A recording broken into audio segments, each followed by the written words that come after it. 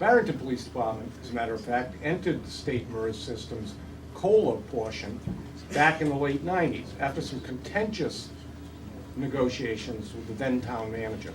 I served as an arbitrator on an interest arbitration panel in which Susan Brown, the arbitrator, suggested, in her opinion, that they negotiate, the town and the local negotiate the pension issue and healthcare co-share.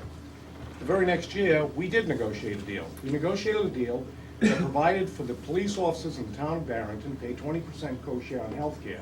This is in the late 90s.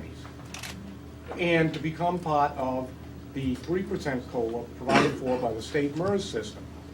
They'll have to pay an additional 1% out of pocket to belong to that. But more than paying the additional 1% out of pocket, they agreed to pay 1.8% of salary for a 6-year period to have the privilege of belonging to the state MERS system and provide them with the COLA.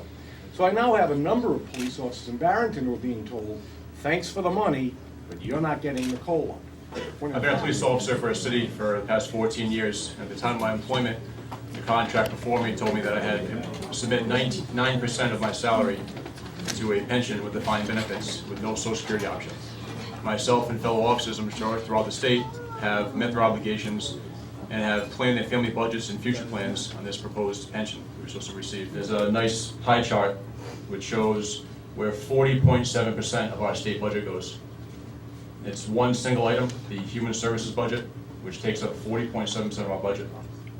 If we look at the transportation, our entire public safety, and our entire education budget for the state, this still doesn't compare to what we pay in human services. 40 cents of each taxpayer dollar is going towards a certain piece of this state budget, which we significantly need to address. I'm not saying that pensions don't need to have some work, but I think there's another piece, a giant piece of the state budget that we have to look at. Nothing comes close to 40.7% of our state budget.